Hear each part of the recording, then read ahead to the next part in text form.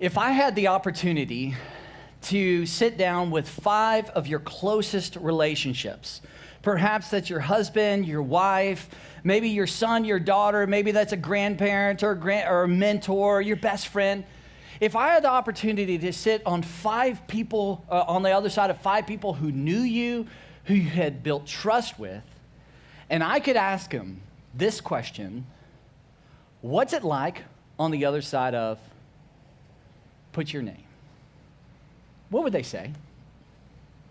How would they answer this question about you?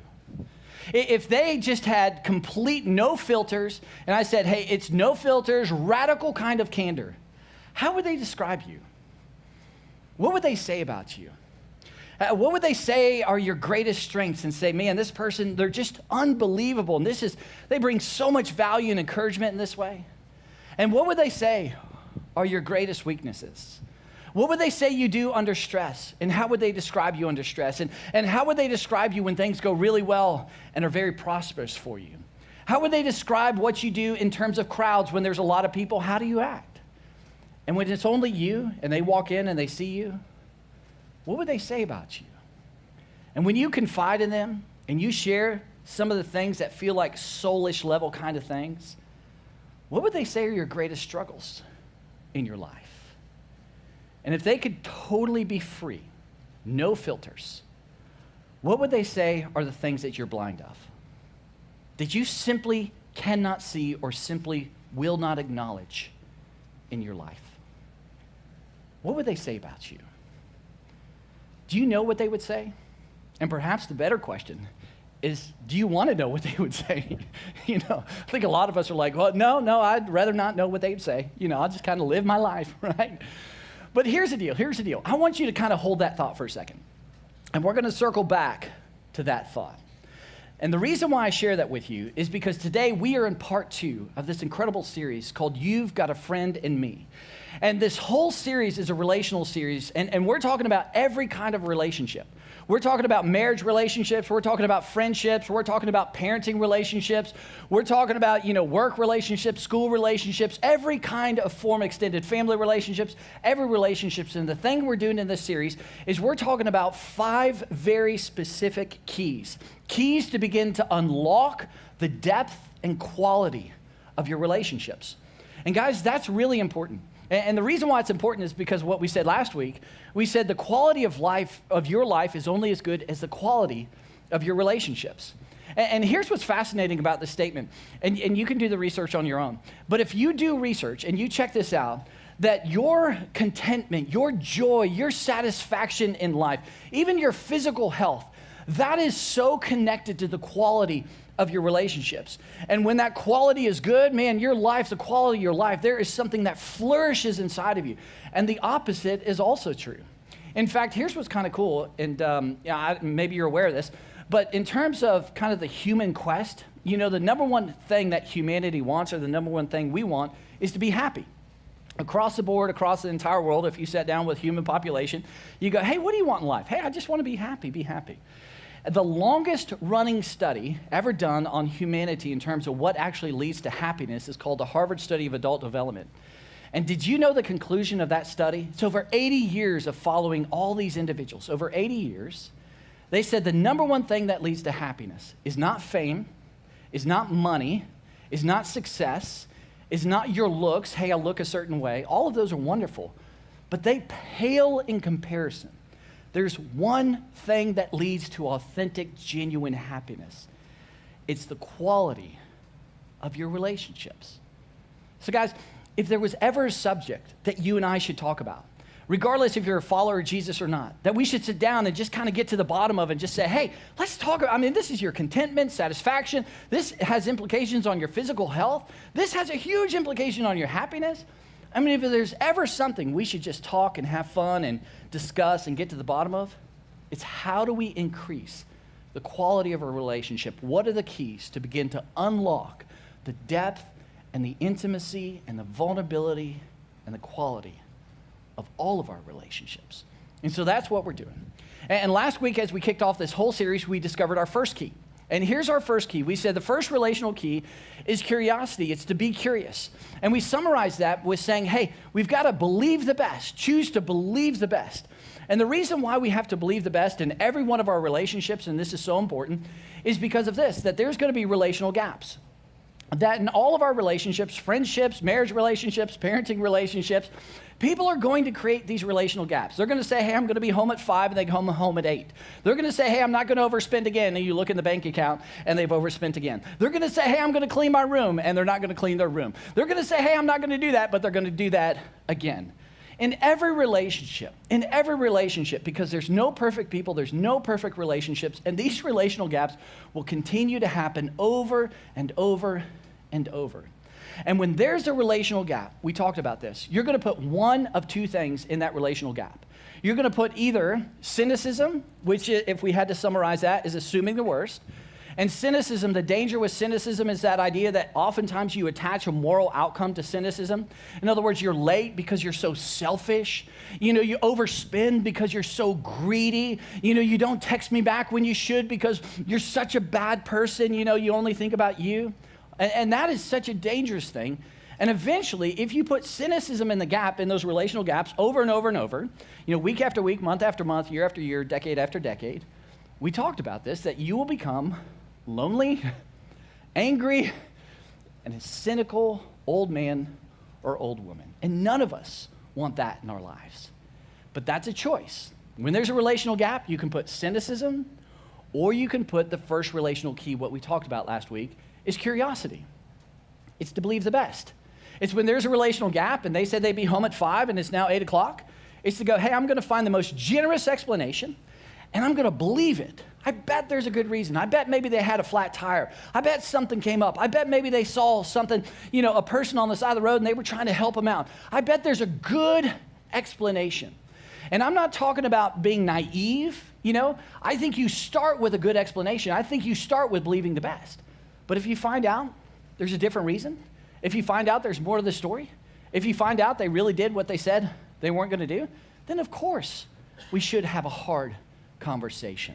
But one of the greatest gifts you can give anyone in any relationship is to believe the best, to be curious. It just puts trust in that relationship. And what determines what you put in relational gaps is really two things, either cynicism or curiosity. What determines what you put in that gap is, number one, what you see. I see you're late. I see you've overspent. I see you didn't turn, your work in on time, or you didn't make the phone calls I asked you to make. What you see, but the honest truth, that's the smallest piece of what really determines what you put in the gap. That may be a 1 or 2% of the reason you put what you put. The bigger reason of what determines what you put in the gap, cynicism or curiosity, is this, and this is what we're going to talk about. Who you are. Who you are. That 95, maybe even 99% of the time, what determines what you put in that relational gap is who you are. Because everywhere you go, there you are. The most consistent thing in every one of your relationships is you. And here's what will happen in all of your relationships, regardless of what relationship it may be. Eventually, there's going to be a relational gap. And that relational gap, not all of them, but there's going to be one of those relational gaps, and it's going to trigger something inside of you. And when it triggers what's inside of you, what's in you, it will come out of you regardless who's with you. And do you know what will come out of us when we're triggered? Things like this. Past hurts, lack of forgiveness. We're going to fight or flight. Anger, control, exaggerations, lies, hurtful words, jealousy, insecurity, shame, codependence, addiction. And that'll eventually come out of us. And when that comes out of us, it gets on our relationships. And it actually leads to the demise, or it leads to the gap, or it just adds multiple layers on that relationship. In fact, this dynamic, it reminds me of a quote by a gentleman named Mike Wells. Mike Wells is a great speaker, and he's a follower of Jesus, and I love what he says. I think about this quote all the time. He says, when someone offends you, their character may be revealed, but your response reveals the character in you. Hey, when she did that, when he did that, when they did that, well, yeah, it reveals what's going on. It's a little bit of a window. But what we respond with, what comes out of us, it reveals what's going on in us. So my question for you that I really want you to think about today as we just have this discussion and discover our second relational key is this, is who are you? Who are you? Really? Like when you think about yourself, like who are you? And to discover who you are, that's going to take a radical amount of humility. It really will. And I don't think you'll fully discover who you are. I don't think we can, get all the way there. But I do think there are things we can do to discover us. I do think there are steps we can take. And again, that's going to require some humility. And I do think one of the things we can do to discover the answer to this question is begin to think of our lives like a stranger and begin to make observations and to ask the question, why? Why is it that I say those things? Why is it that I struggle with those insecurities? Why is it when my son or daughter does that I just, use those superlatives? Why is it's so important for me to control everything? Why is it that I tend to exaggerate? Why is it I just can't forgive people in the past? I mean, if you could kind of hang around your life as kind of a stranger, if you will, and it's kind of weird to think about, but if you could get it on the other side of you and just kind of watch you, and watch your mannerisms, and watch your responses, and watch the things that leave your mouth, and you just ask the question, why? You can discover some incredible things about you. Guys, that's critically important to our relationships. In fact, it reminds me of the famous Greek maxim in the ancient kind of Greek times. Do you know what they would say in their culture? They would say this all the time. They would say, know thyself. Know thyself. In other words, they would say one of the most important things you can do in our culture is to know you. Do whatever it takes to discover who you are. And then Socrates comes around, and Socrates is one of the greatest Greek thinkers, Greek philosophers. And I love the way Socrates kind of puts this in a phrase. Think about this for you and for me. He says, the unexamined life is not worth living. In other words, if you're unwilling to examine yourself, if you're unwilling to kind of take a step and have that humility and begin to be the stranger and discover like who you are and why it is you think what you think and why it is you do what you do, it's like, man, it's not worth living. Because eventually you're going to crash you and you're going to crash the people around you. I mean, in other words, if you're unwilling to examine who you are, that's kind of like getting in an airplane, taking off, and then putting a big old blindfold that really you can't see through this blindfold. Some of them you can, but this is a blindfold you cannot see through. And then somehow expecting you're not going to hurt you and crash you. And somehow expecting you're not going to crash the people who are on the plane with you. That if we're unwilling to examine our lives, then it will get on the other people on the other side of us. And oftentimes, it leads to the complexity, it leads to the demise of some of the most important relationships in our life. So seriously, think about this. Who are you? Really? If you had to absolutely answer this question and get to the bottom of it, who are you? Who are you? And guys, if we can get to the bottom of this, if we're willing to kind of take maybe 2 or 3 humility pills, because you're going to have to take a bunch, but if we can get to the bottom of this will give you the gift of self-awareness. This will give you the gift not to allow the things that are inside of you to get all over your kiddos, to get all over your husband or your wife, to get all over that person you're dating, to get all over your employees, to get all over your extended family. Because when that comes up in you, you're going to know it. You're going to feel it, and you're going to go, I know what this is. I know why I feel this. I know why I'm tempted to say this. I know the origin of that. And I'm not going to let what's in me get all over you because it doesn't really have anything to do with you. Because I know myself. And if we're willing to do this, guys, I'm just telling you, this is rocket fuel to our relationships. This gives such health and clarity in every single relational category to know yourself. There's so many examples of this. And today, I just actually want to look at one. And it's the example of an ancient story of 2 brothers. And the 2 brothers I want to look at today are Cain and Abel. And Cain and Abel, in terms of this kind of the narrative of the story, Cain and Abel are the sons of Adam and Eve. And Cain and Abel they were opposite kind of individuals. And there was animosity between Cain and Abel. And in summary, if I had to summarize Cain and Abel, Abel was the good brother, and he pretty much did everything right. And Cain was the bad brother, and Cain pretty much did kind of half-hearted efforts, if you will. And there was just tension between these two brothers. And I want to show you this story because it so highlights the tension we're talking about today. And it reveals something that is so helpful, this second relational key. So here's how the story starts. It starts this way. It says, now Abel kept flocks and Cain worked the soil. In the course of time, Cain brought some of the fruits of the soil as an offering to the Lord. And Abel also brought an offering, fat portions from some of the firstborn of his flock. So here's what's going on. You have, Cain, who's a farmer, and Abel, who's a shepherd. Abel's all over the animals, Cain's all over the ground, and all the crops and all that good stuff.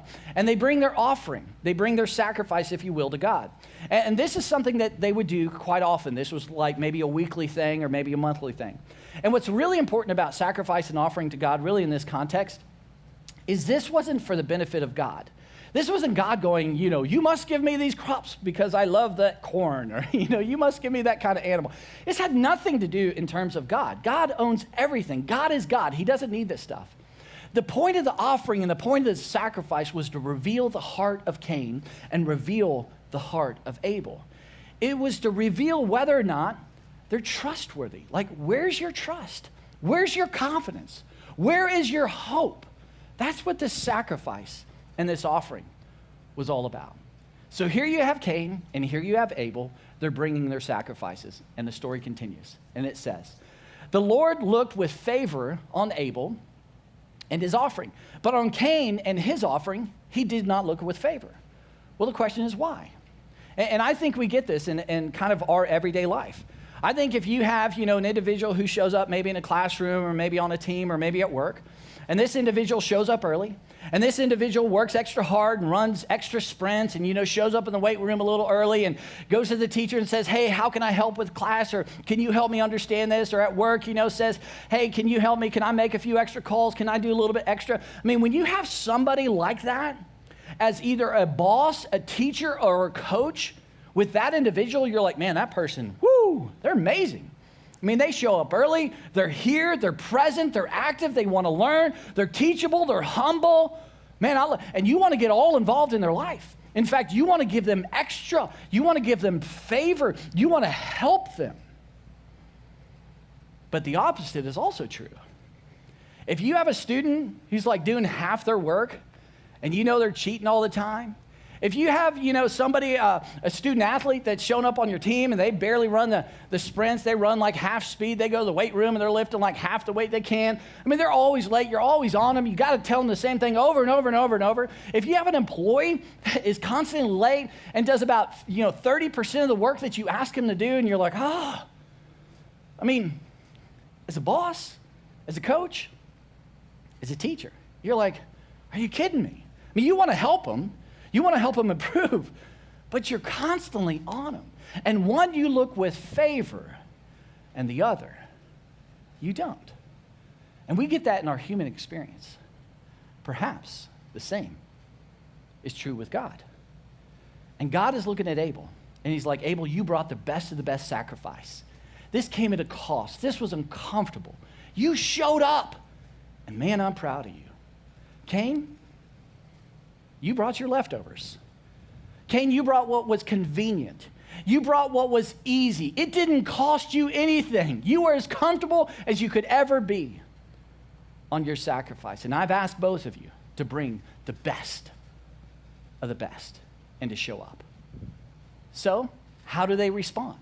Well, we know. Specifically, we know how Cain responds. It says, so Cain was very angry, and his face was downcast. And guys, this is originally written in the Hebrew, and the word in the Hebrew for anger that it's talking about is this kind of anger that is like exuding everywhere. Like it is that kind of anger that you're looking at and you're like, whoa! I mean, you're seeing red everywhere. I mean, that's the kind of anger that's coming from Cain. So what does God do? How does God respond? Does God look at Cain and be like, I'll tell you what? I love this. This shows us a little bit of a glimpse of God. Look at this. The Lord said to Cain, why are you angry? What's going on, son? why is your face so downcast? In other words, God looks at Cain's anger and says, Cain, are you aware of what's going on? Are you aware of the anger and what that can do to you and what that can do to the people on the other side of you? In other words, it's kind of like God's doing this day. He's saying, do you know what it's like on the other side of you, Cain? Do you know how angry you really are? Do you see your face kind of twitching? Do you see kind of the red in your eyes? Do you know the implications to this kind of anger? Are you aware of how this can hurt your relationships? Guys, this question is such an important question. And it can lead to the demise or it can lead to the health of relationships. In fact, in our culture here at North Point, one of the things we do with our staff is we have this thing called open time. And open time happens during our one-on-one. So as a staff, we sit down and it's a one-on-one staff, time. And we're talking about, hey, what are our objectives and what things we need to get done this week and over the next month and over the next, 3 months and so on. And so, just a normal one-on-one. But how we begin those one-on-ones is we always say, hey, I just want to create an open time. And open time can last 30 seconds or it can take the entire time and the agenda of the one-on-one goes on the shelf. Because it's so important to make sure our relationships are clear and healthy. And in open time, I basically say this. I say, hey, you can reflect anything you want. I want you to feel safe as you've ever felt. I want you to not filter really anything. I want you to have this radical kind of candor and just say, hey, this is what it's like on the other side of you, Buck. This is an area that you're kind of creating a crack of trust with me. This is an area I don't feel empowered as an employee in my role. I just feel like you're taking the wind out of my sails when you do this or you say this. I just want to know what it's like on the other side. And we'll ask that question. We'll say, hey, over the last week, what has it been like on the other side of me? And guys, every time I ask that question, I'm just telling you, I hate it. I hate it. There's something in me that I'm like, oh, I don't want to ask it. Okay, what's it like on the other side of me? It's just so fast.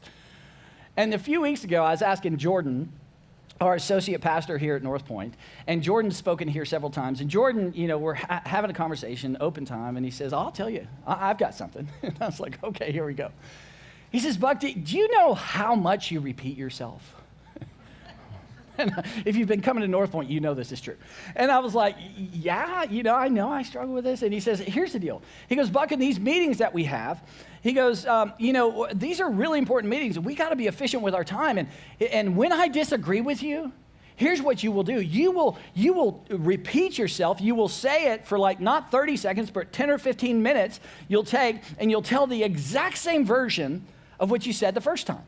And then the second time I disagree with you, you'll take that story up and you'll pick it up and you'll give me another 10 or 15 minutes explanation, saying it a slightly different way, but the exact same thing. He's like, Buck, we waste 30, 45 minutes for you just to repeat yourself. And I looked at him and I was like, oh, that's not fun to hear. And I told him, I said, Jordan, you're spot on, man. I said, I really appreciate your trust to be able to reflect that back to me. Because I know that's something I struggle with. Jill would say the same thing. My boys, just sit with my boys. They're like, yeah, Dad repeats himself all the time, And so I knew it. And then I told Jordan, I said, in fact, Jordan, with my counselor, I've actually talked about this because it's been reflected to me so much. And I said, the best I can tell is the reason I do this is because when I was a little boy, maybe, 7 or 8 years old, my mom who's responsible kind of develop and nurture the emotional side. As a women are uniquely designed to do this with their children. Men can't give this gift to the extent a woman can. And only a woman can truly begin to nurture the emotions and the feelings and teach their sons and daughters how to feel. And when I was 7 or 8 years old, my mom had no clue how to do this. And so I would begin to feel and begin to express a thought. And I just wanted to be listened to. I just wanted to be heard. And my mom's famous line on the other side of me, suck it up, suck it up. She said that over and over and over. And so I would reflect something and she would say that, or she would just go, work harder, do more. And I so wanted to be listened to as a little boy that I would say it again. And I would tell myself, I bet if I say it a different way, I bet my mom's going to hear me this time. And I would say it again and again and again, longing just to be heard and discovered and listened to. And I told him that. And so I said, Jordan, totally, it's on me. But I said one thing that would be helpful, because I know you reflected to me, you heard me the first time, I didn't have to repeat myself, you just disagreed with me. I just said, if you could just tell me, hey, Buck, I hear you. I hear exactly what you're saying, and I just disagree with you. I go, man, that would be really, really helpful, because I know I repeat myself. Now, that was so beneficial for the health of Jordan and I's working relationship. And that's all God is doing with Cain. God's saying, Cain, do you know what it's like on the other side of you? Do you know what that anger has the potential to do? And so he reflects this. Now, Cain had a choice. And here's what God says and continues to follow up. This is what I love about God. God said, Cain, if you do what is right, like if you listen to and activate this information of what it's like on the other side of you, will you not be accepted? But if you do not do what is right, sin is crouching at your door. It desires to have you, but you must rule over it. In other words, Cain, you really have freedom to do what you want to do with this question and what I'm reflecting to you. You can activate the information. You can say, man, I didn't know how angry I was. Gosh, that's hard to hear. I don't want to hear because I'm so angry. But you know that's probably true. I should probably pause. I should probably get to the bottom of this. And God's like, man, I'll get all involved with you. I'll help you. I'll help you get to the bottom. I'll help you discover where the anger comes from. But Cain, you're free. You are so free. And you can choose to completely reject this. And if you do, you're opening the door to sin, to get all over you and the people around you. Cain, you're free to play the blame game. You can sit there, and when somebody reflects something to you, you can go, well, if that's true let me tell you about you. Well, if you would just, if she would just, if he would just, if they would just. And I've said this before, but I'll say it again. Man, blame is lame. Blame is so lame. Lame, by definition, means ineffective. Please don't play the blame game. It makes you feel better, but it perpetuates the hurt in the relationship. Somebody's got to be mature enough not to play the blame game. But we play the blame game. We're like, well, if she would just, if he would just, if they would just, don't reflect anything to me. Let me tell you how many times you've done this. Not me, you. Or we have the freedom and the choice to play the victim game. And I want to be really careful with this, because there are things that are totally out of our control that happen to us, and we need time to process. We need time to heal. So I'm not being dismissive of that time. That is critical. And you had no control what happened to you. But here's what you do have control of, is how you respond to what happened to you. And certainly there is the time that's needed to heal. But then there comes the time to go, what am I going to do? What am I going to do with that injustice or that unfairness that happened to me? And oftentimes when somebody reflects what it's like on the other side of us, they're like, we go, well, you just don't understand. I mean, if you understood what happened to me, if you understood, then you would get why I do what I do. But what's the logical outcome of that? So if I get why you do what you do, then you don't have to do anything. Then you can just perpetuate what's happening that's leading to the hurt and the brokenness in this relationship. And God says, Cain, you have the freedom to play the blame game. You have the freedom to play the victim game. But if you do that, you're flying blind. You know, this reminds me of a quote by C.S. Lewis. C.S. Lewis is a great thinker, great author, follower of Jesus. And here's what he says. He says, those who do not think about their own sins make up for it by thinking incessantly about the sins of others.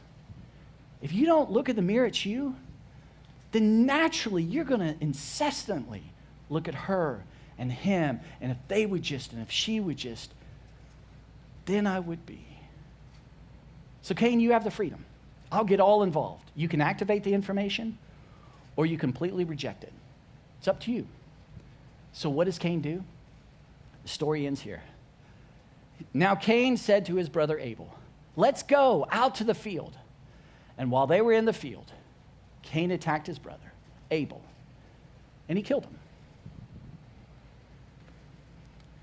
Guys, do you know how many marriages have been killed because of an unwillingness to be self-aware? Do you know how many parenting relationships with sons and daughters and fathers and moms have been killed because I simply will not look at me and what I am bringing to the relationship? Do you know how many friendships and work relationships and relationships at school and best friends have blown up because it's constantly you, and nothing about who am I really and what am I bringing to this relationship? This so reminds me of my dad. And guys, I've been very vulnerable with you about my father and my relationship with my dad. And I've asked him permission to share things with you. And I've sat on the other side of my dad and I said, Dad, I'm going to share this. This is going to be really hard for you to hear because he watches. And I said, Dad, can I share it? And he's like, yeah, if it's helpful to people. And today my dad and I have a better relationship than we've ever had in my 45 years of life. It's certainly not perfect, but it's the best it's ever been.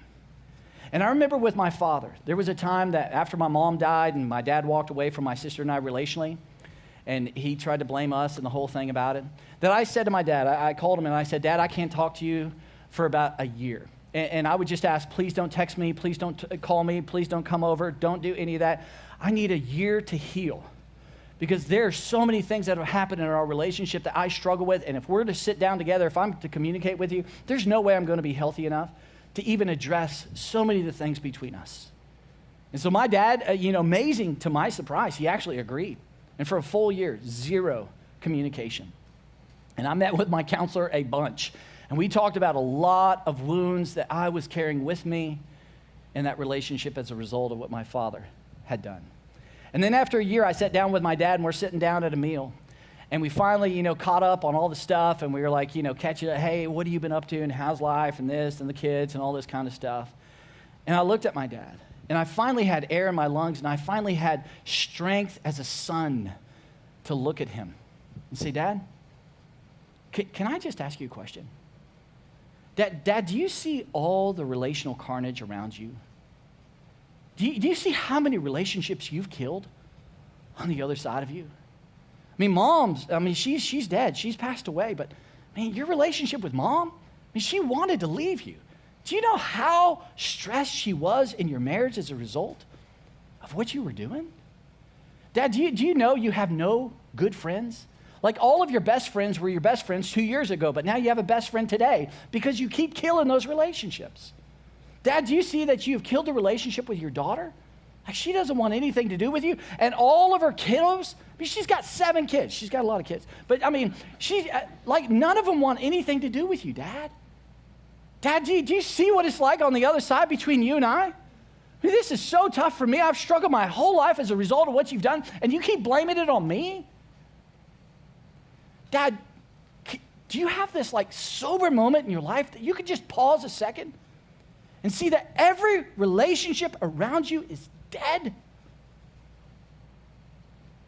And I remember my father gave me his response that he's given me my whole life. He goes, well, Buck, you're entitled to your opinion, but I respectfully disagree. And I sat there and I went, there it is. He just will not look at himself in the mirror. And then I looked at him and I said, Dad, okay. I said, I don't know if you'll do this, but would you please just talk to God? And would you be willing to ask him if that's true in your life? Because Dad, the verse that keeps coming to my mind from the Bible that I think on the other side of you, and you can take it or you can reject it or you can do whatever, is in Proverbs 14 it says, there's a way that seems right to a man. There's a way that so seems right to you. And I'm right and you're wrong. And if you just got me, then it seems right. But in the end, it's killing everything on the other side of you. And as long as you keep playing the blame game, as long as you keep playing the victim game, you're sucking the life out of the most important relationships in your life. So guys, what do we do with this? How do we turn a corner? How do we begin to activate and do something that puts wind in the sails of our relationships? Well, I'm going to say something that's fairly random, but hang with me and we'll wrap up. The thing I think we have to do is to have a matrix moment. And you may go, well, what in the heck is a matrix moment? Well, you guys remember the movie Matrix that came out in 1999? This movie right here. It's one of my all-time favorite movies. It's a movie with Neo, and Neo's the main character, and the whole movie's like World War III, and the computers and technology take over, and they create this massive simulation all throughout the world, and they take all the human beings and put them in these little pods. It's like little batteries to power their technology. And it's a pure simulation. Nothing is real. It's not reality. But everybody thinks it's reality. But Neo, the main character, he feels it. He knows there's something more to the story. And then one day, Neo meets Morpheus. And Morpheus, he has the truth. Morpheus knows what's true. And the moment happens where Morpheus sits on the other side of Neo. There's Neo in the glasses, kind of a cool picture, I think. But Morpheus says to Neo, Neo, you can take the red pill. And if you take the red pill, you're going to wake up to the reality and the truth. And it's going to be uncomfortable. But it's your choice. Or you can take the blue pill. And you'll wake up tomorrow morning and you will live in blissful ignorance of the illusion of this world. Every one of us, we have this matrix moment. You are totally free to take the red pill and to wake up to the reality of who you are, to begin to take steps to self-awareness. And it's going to require an enormous amount of humility. It's going to require doing things perhaps you've never done in your life, but it will free you to the reality of you. Or you can take the blue pill and continue in the blissful ignorance of the illusion of you. It's really a choice that you and I are free to make. And do you know what it looks like to take the red pill? We'll end with this. There are 5 people, I guarantee it, in your life. They know you. They know your story. They know your tendencies. They've hung out with you. They've fought with you. They've reflected things to you. They know you. And they have the answer to what it's like on the other side of you. And to take the red pill, and the second relational key to begin to unlock the quality of our relationship is to ask, hey, what's it like on the other side of me? To sit down and have the courage and bravery and enormous humility and say, hey, what is it like on the other side of me? And make sure that you tell them, I will not be defensive, and I promise I will not weaponize this information a day from now, a week from now, a month from now, a year from now. No, this is 100% a gift from you to me. What is it like? Don't filter a thing. What is it like? Make sure have radical candor on what you share. What is it like on the other side of me? Would you give me that gift? And here's what you'll discover. You'll discover some things that encourage the socks off you. They'll say some things that are so incredible about you. You're going to discover some things that surprise you and go like, really? I do that? Yeah, you do that. And you're going to discover some things that surprise you and really hurt you. But they're going to wake you up to who you are really. And when you get that gift of what it's like on the other side of you, the next step is to activate it and ask God the question, can you help me answer the question of why? Why? Why is it I'm so controlling? Why is it you never feel good enough on the other side of me? Why do I create that for you? Why is it I continue to hold on to the past? Why is it, Buck, that you repeat yourself over and over and over? Where does that come from? And as God begins to answer that question, he'll direct you perhaps to a pastor, to a counselor, to a small group leader to begin to unpack that. And you will have one of the greatest gifts you could ever have in your life, self-awareness. You will be aware of you. And if you are aware of you, it is a massive relational key to unlock the quality of your relationship. It's rocket fuel to your relationships. And that's a big deal because the quality of your life is only as good as the quality of your relationships. Let me pray for us. God, thank you for this moment that we can have an honest discussion. And Father, I know these discussions are not easy, especially this one. So Father, I just ask that you just meet every single one of us exactly where we're at with what we brought into this room, what we're listening to online or, watching. God, would you meet us, please? And would you give us the courage and the humility and the bravery to be willing to activate the information and ask a very honest question and take a step and discover us. God, I just trust you with that for all of us. In Jesus' name, amen. Guys, thanks so much for being here. I'll see you next week.